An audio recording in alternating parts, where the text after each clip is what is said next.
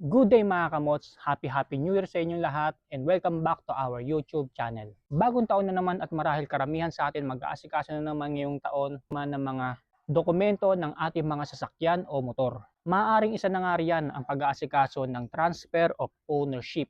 Kung ikaw ay nakabili or bibili pa lang ng second hand na motor ngayong taong 2026. Kaya naman sa video nito ay narito tayong muli upang magbahagi ng ilang mga bagong impormasyon tungkol sa proseso, requirements at kung magkano ang magagastos natin ngayong 2026 sa pag-aasikaso ng transfer of ownership kung kayo ay nakabili ng second hand na motor. Kaya naman ako, tapusin nyo ang buong video na ito upang malaman nyo kung ano-ano yung mga nabago at nadagdag sa pag-aasikaso ng transfer of ownership ngayong taong 2026. Kaya naman huwag na natin patagalin pa yan, simulan na natin.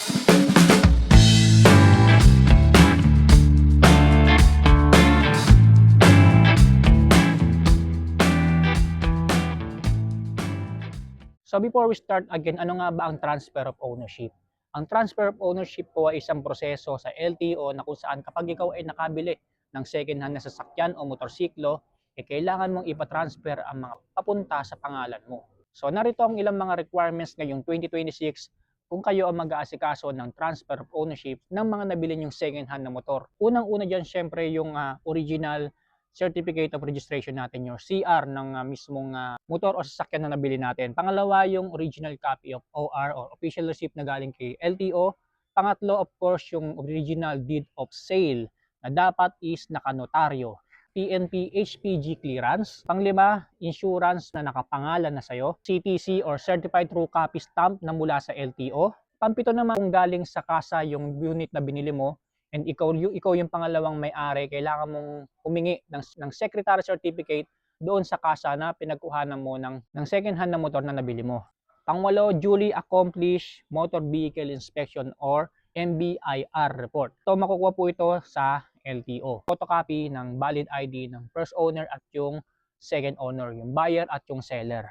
Ayan, with tatlong signatures. And then pang 10 naman mga kamos, kung nakapangalan naman sa isang kumpanya yung motor tapos pinasa na sa'yo, kailangan mo humingi ng DTI certificate to present original for authentication if under business name other than a corporation. Ibig sabihin, kapag nakapangalan sa kumpanya yung motor na nabili mo as a second hand, so kailangan mo ng DTI certificate. Number 11, kung hindi naman kayo ang mag-aasikaso mga kamos ng transfer of ownership, kailangan lang yung taong uutusan ninyo, bibigyan nyo ng authorization letter na may pirma ninyo, and then may valid ID niya, and then may valid ID mo na magpapaasikaso sa tao. Alright, so doon na tayo sa proseso kung paano nga ba asikasuhin ng transfer of ownership. Sa mga bago pa lang nanonood nating video natin regarding sa transfer of ownership, ito, pakinggan po ninyo ang mga proseso para malaman ninyo kung ano po yung gagawin ninyo kung sakaling mag-aasikaso kayo ng transfer of ownership ngayong 2026.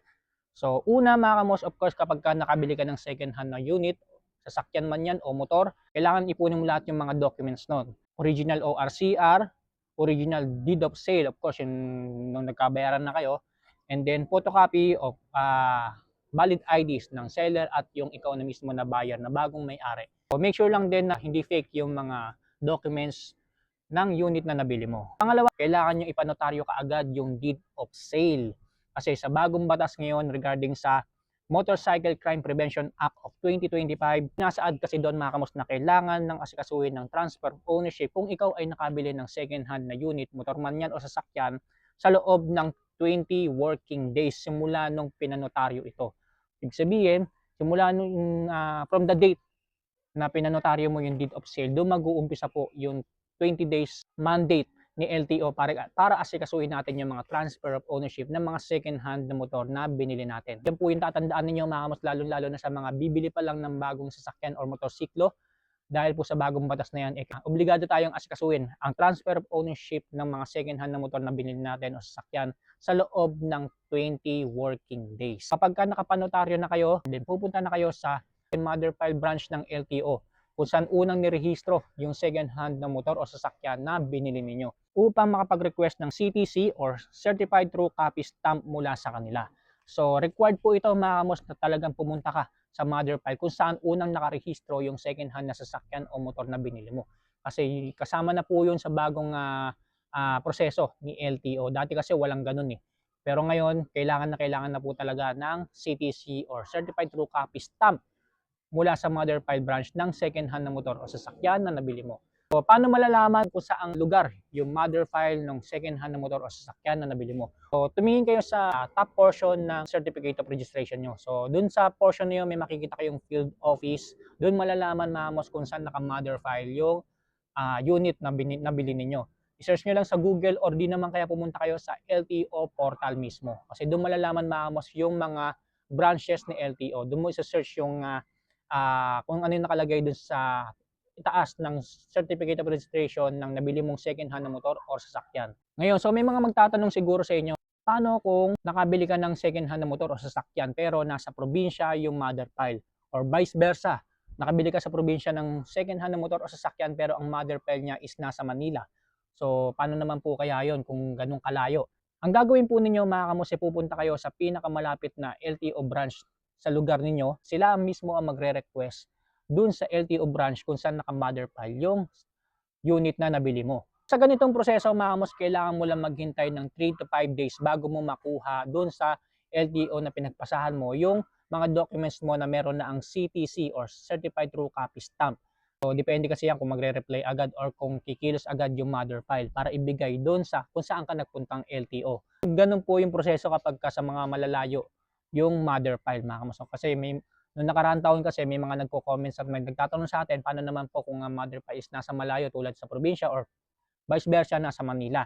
So, yan po yung magiging proseso. Ano-ano nga ba yung mga requirements sa pagre-request or pagkuha ng certified true copy sa mother file branch ng LTO. So, ito po yung mga hinihingi nilang requirements, mga kamos. Original certificate of registration ng second hand na motor o sasakyan na nabili mo. And then OR, deed of sale, photocopies ng IDs ng seller at yung buyer with 3 signature. Ayan, pagdating dito sa tatlong to, mga kamos, yung OR, deed of sale, photocopies ng ID is puro Xerox lang po ang ibibigay ninyo. Huwag kayong magbibigay ng original. So, Xerox lang po ang hinihingi ni LTO para sa CTC stamp. Tatanungin ka po ng receiving officer ng LTO na nag-receive ng mga documents or requirements para sa CTC kung saan mo asikasuhin yung transfer of ownership. Mas kapag tinanong kayo, piliin nyo yung pinakamalapit na LTO branch sa lugar ninyo. Kasi pwede po yun. Hindi na kayo mismo sa mother file mag-aasikaso ng transfer of ownership. Pwede na kayo sa pinakamalapit na LTO. Yun yung kagandahan ngayon, mga kamos. Yun yung nabago at nadagdag ngayon sa proseso. So, hindi nyo na kailangan pa mag-asikaso ng transfer of ownership dun sa mismong mother file. Pipili na lang kayo ng LTO branch na pinakamalapit sa inyo para dun asikasuhin ang transfer of ownership ng second hand na motor or sasakyan na nabili ninyo. So, ibig sabihin, kapag sinabi nyo sa receiving officer sa LTO branch kayo mag-aasikaso ng transfer of ownership, dun lang po kayo mag-aasikaso. Halimbawa, nagbago yung isip nyo, sa ganitong branch na lang ako mag-aasikaso ng transfer of ownership. So, hindi po pwede yun, mga kamos, kasi kung ano po yung nilagay ng LTO receiving officer dun sa documents niyo kung saan kayong branch mag-aasikaso, dun lang po kayo mag-aasikaso, mga kamos, no? Dun nyo lang po asikasuhin yung transfer of ownership ng mga unit na nabili ninyo. So, after nyo makapagbigay ng mga requirements sa receiving officer, mga kamos, hintayin yung tawagin ng pangalan nyo para sa releasing ng ipinasa mga requirements na meron ng tatak ng CTC or Certified True Copy mula dun sa mother file branch na iyon na pinuntahan ninyo. And then, i-receive nyo na. Makukuha nyo na yung mga documents niyo na meron ng CTC or Certified True Copy Stamp mula sa kanila. And then, after that, pumunta na kayo sa HPG offices na pinakamalapit sa inyo para makapag-request ng HPG Clearance Certificate. Ito naman yung proseso para sa pag-request ng HPG Clearance Certificate. So, una, dalhin lahat ng mga requirements na meron ng tatak na Certified True Copy Stamp mula sa mother file at yung unit sa pinakamalapit na HPG sa lugar ninyo. So, kailangan kapag pumunta kayo sa HPG office, dala nyo, mga kamos, mismo yung unit na nabili nyo as a second hand. Kasi i-inspectionin po yan. Mamaya itatackle natin yan, mga kamos, kung ano-ano yung ginagawa sa HPG inspection. Kapag nandun na kayo sa HPG offices, lumapit kayo sa HPG personnel para isubmit yung mga sumusunod na requirements para sa pagre-request ng HPG clearance. So, ano-ano po ba yung mga requirements para naman sa HPG clearance? So, una, original copy of CR, Certificate of Registration, OR, Deed of Sale, photocopies of IDs ng first owner at yung second owner. Kumbaga kung ano yung pinasa nyo dun sa LTO para mag-request ng CTC, yun din po yung ipapasa ninyo sa HPG. na meron ng tatak na CTC. Sa bagong proseso po ngayon, hindi na po tatanggapin ni HPG yung mga documents na walang tatak na CTC or Certified True Copy Stamp mula sa mother file branch ng second hand na motor o sasakyan na nabili mo. Kaya napakahalaga talaga ng CTC or Certified True Copy Stamp na mula sa mother file. So wag na wag niyo pong kakalimutan yon, lalong-lalo na kapag mag-aasikaso kayo ng transfer of ownership. Dahil sa HPG pa lang, hindi na po tatanggapin yung mga requirements ninyo. Kasi hahanapin po mismo ni HPG yun, yung stamp na galing sa mother file. So after nyo maipasa lahat ng mga requirements na sinabi ko doon sa HPG personnel mga boss, meron silang ibibigay sa inyo na form para fill upan yon. Regarding po yon sa mga details ng second hand na motor na o sasakyan na nabili niyo. Details ng dating may-ari and then details ng bagong may-ari, yung kayo mismo mga kamos na nakabili. And then after nyo mapilapan, ibabalik ninyo sa HPG personnel. After that, may ibibigay sa inyo si HPG personnel na maliit na form lang mga kamos, para yun po yung magsisilbing form para bayaran po sa pinaka malapit na land bank doon sa HPG office na pinuntahan ninyo. Yun na po yung babayaran ninyo mga kamos, yung HPG clearance certificate doon sa land bank. Pupunta kayo sa land bank mga kamos para magbayad, and then after nyo makapagbayad ay babalik kayo sa HPG office para ipakita at ibigay sa HPG personnel yung resibo na galing sa land bank, katunayan na nakapagbayad na kayo para sa HPG clearance certificate. So after nyo maibigay yung resibo, katunayan na nakapagbayad na kayo, ay maghihintay lang kayo ng ilang saglit para tawagin ang pangalan ninyo para sa inspection ng second hand na unit na nabili ninyo. So ano-ano nga ba yung mga ginagawa sa HPG inspection? Ito po yung mga ilang bagay na ini-inspect nila sa mga second hand na sasakyan o motor na nabili ninyo. So una mga kamos, check nila of course yung kulay ng motor, kung akma ba or tugma ba dun sa nakalagay dun sa original OR na galing sa LTO. Kung halimbawa itong ADB ko, brown yung kulay niya dun sa OR, dapat brown din yung kulay niya mismo sa physical dito sa unit. Kung red yung kulay ng motor mo, dapat ganun din ang nakalagay sa original OR ninyo. Pangalawang ginagawa sa HPG inspection mga kamos, of course, chine-check nila yung mga ilaw, headlight, turn signals, taillight, and then busina. Chine-check din nila kung functioning po lahat yan mga kamos. So dapat make sure lang na bago kayo pumunta sa HPG office mga kamos para mag-request ng HPG clearance, make sure nyo lang mga kamos na lahat ng mga ilaw ng mga second hand na motor o sasakyan na nabili ninyo is all functioning, good condition, lahat gumagana. Kasi kapag may palyado po dyan, babagsak po kayo sa inspection.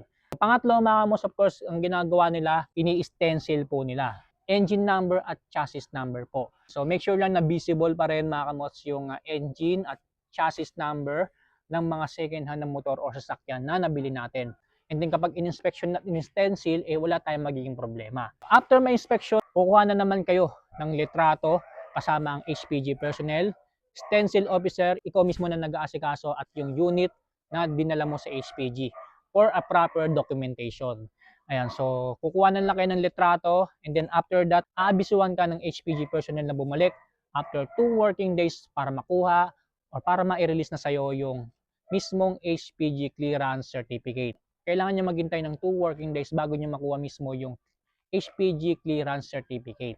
After natin makuha yung HPG clearance certificate, pupunta na tayo sa LTO, and then maghahanap tayo doon ng mga insurance company na pwede natin pagkuhanan ng insurance para sa second hand na motor o sasakyan na nabili natin. Ano nga ba yung proseso sa pagkuha ng insurance? So simple lang, pumunta ka sa branch ng LTO kung saan mo asikasuhin ng transfer of ownership ng unit na nabili mo. For sure mga kamos, meron doon mga katabing mga insurance company na nag-o-offer ng insurance. Sa pagkuha po ng insurance, mga kamos, make sure lang na nakapangalan na sa inyo yung insurance na kukunin niyo. Sasabihin niyo dun sa pagkukuha niyo ng insurance, gagamitin po ninyo for the transfer of ownership. Kailangan nakapangalan na po sa inyo. Alam na po nilang gagawin kung kanino ipapangalan yung insurance. And basta sasabihin niyo lang na gagamitin po ninyo yung insurance sa transfer of ownership. So after niyo makakuha ng insurance mga kamots, pumunta na kayo sa LTO of course para ipasa na lahat ng mga requirements na naipon ninyo to process the transfer of ownership. Lahat ng requirements iipunin po ninyo mga kamos at isasubmit nyo na. After nyo maipasa yung mga requirements sa LTO, muling isasailalim sa inspection yung unit na nabili ninyo. Meron ulit na gagawing inspection sa LTO. Bukod po kasi yung HPG inspection sa LTO inspection mismo. Sa LTO naman, ang ginagawa lang naman dun, inspection din ulit. Kung gumagana yung headlight, turn signals, taillight, busina, engine number, chassis number, check nila mga kamos. So after ma-inspection ng LTO yung unit natin, babalik tayo sa loob and then maghihintay tayong tawagin para bayaran na mismo mga kamos yung kabuuang proseso ng transfer of ownership dun sa LTO. Babayaran po tayo dun sa LTO para sa bagong ORCR na i-release sa atin. After natin makapagbayad, of course, waiting na lang tayo ma-release sa atin yung bagong ORCR na nakapangalan na mismo sa atin. So tapos na tayo sa proseso mga kamos, dako na tayo sa kung magkano nga ba ang magagastos natin sa pag-aasikaso ng transfer of ownership ngayong taong 2026. Unahin natin mga kamos yung sa CTC. Of course, sa CTC, wala po tayong babayaran. Libre po yan mga kamos, no? So, medyo gagastos lang tayo ng konti para doon sa mga Xerox kasi utusan tayo ni LTO na magpa-Xerox ng ganitong requirements. So, yun lang naman po. Pero pagdating sa pag-aasikaso ng CTC o pag-request ng CTC sa mother file, wala pong bayad yun. Libre po yun, mga kamos, no? So, pangalawa, HPG clearance. Magagastos po natin sa HPG clearance is 650 to 700 pesos. Sa pangatlo, magkano magagastos natin sa insurance? So, depende rin yan sa insurance na pagkukuhanan ninyo. So, merong 600, merong 650, merong 700. Pero hindi naman lalagpas ng 800. Depende na lang sa inyo yan kung maghahanap kayo ng mas murang nagbibigay ng insurance. Magagastos naman natin sa LTO mga kamos is 240 pesos lang po. At sa kabuuan mga kamos, ang magagastos po natin para sa transfer of ownership ngayong taong 2026 is 1,490 pesos po. Disclaimer lang, hindi ko pa po sinama dito mga kamos yung mga magagastos sa Xerox sa mga pagpupotocopy ng mga requirements. Kailangan magdala ka at least 2,000 pesos. Ayan, so meron ka pang sukli yan sa pag-aasikaso ng transfer of ownership. So yan po yung requirements, procedure, and then kung magkano magagastos sa pag-aasikaso ng transfer of ownership ngayong taong 2026 kapag ikaw po ay nakabili ng second hand na motor. So narito naman ang ilang mga reminders regarding sa pag-aasikaso ng transfer of ownership ngayong 2026.